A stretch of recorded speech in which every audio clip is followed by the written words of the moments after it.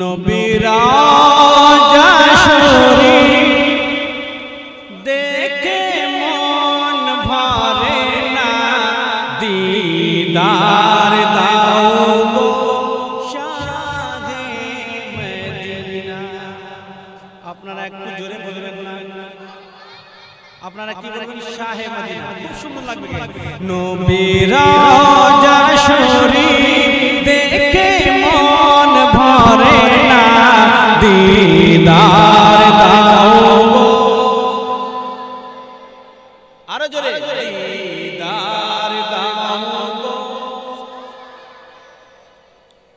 এই সামনে কয়েকটা লোক আছে, এরাই বলছে, আপনারা বলছেন না। সবাই যদি এই কথাটা যদি কবুল আল্লাহ তাআলা কবুল করে নেয়, ইনশাআল্লাহ আপনিও সোনার মদিনা দেখতে পাবেন। জোরে বলুন সুবহানাল্লাহ। আরেকবার বলুন ইয়া রাসূলুল্লাহ। দিদার দাও গো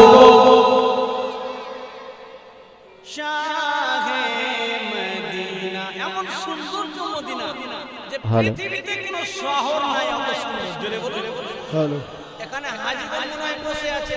হ্যালো হ্যালো। তিনাদেরকে জিজ্ঞেস করে যে মদিনা কত সুন্দর যে আসার ইচ্ছা করে না।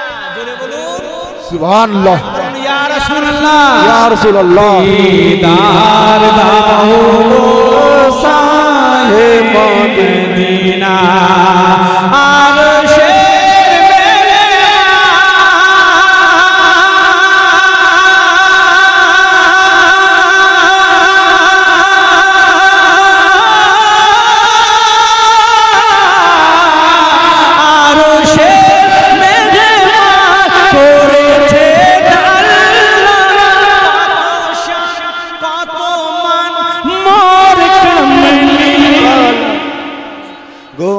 পিছন দিকে বলবেন না?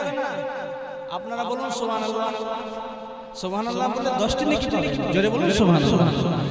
আরশে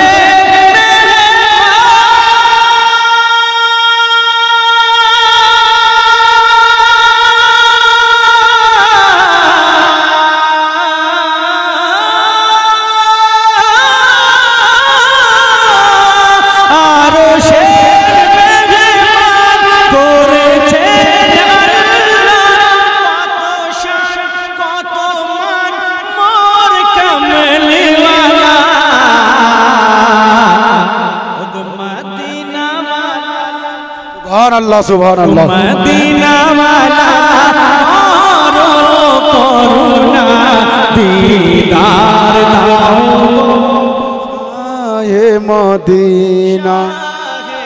মদিনা দিদার দাও গো শাহে মদিনা।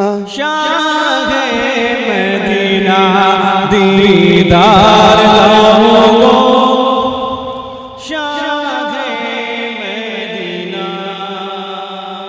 এক হাজী সাহেব বলছেন, কারি সাহেব কি বলবো, আমার মাদ্রাসার পাশে শাহিদাপুর ইউনিভার্সিটির একজন এক ব্যক্তি হাজী, উনি হজ করতে গেলেন। তো হাজী সাহেব বলছেন, কি বলবো কারি সাহেব, যখন আমি মদিনা শরীফের জন্য রওনা হলাম তো এতগুলো ওষুধ নিয়ে গেলাম।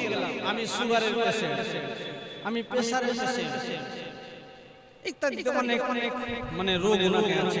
যাই হোক, মদিনা শরীফে গেলেন, যাওয়ার মানে আগে পূর্বে ডাক্তার দেখালেন, ডাক্তার কাছে ওষুধগুলো বেঁধে নিয়ে গেলেন। মদিনা শরীফ যখন পৌঁছে গেলেন, তারপরে বলছেন, কি বলবো কারি সাহেব, যখন জমজমের জল আমি পান করে নিলাম তো মনে হচ্ছে আর কিছু ওষুধের দরকার হবে না। জোরে বলুন আর একবার বলুন না ইয়া রাসূলুল্লাহ। পৃথিবীর যত গিয়েছি কম বেশি দুঃখ পেয়েছি। সুবহানাল্লাহ সুবহানাল্লাহ।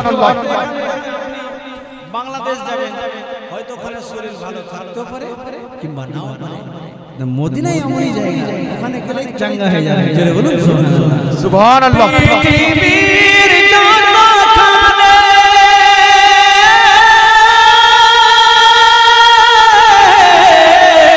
পৃথিবীর যত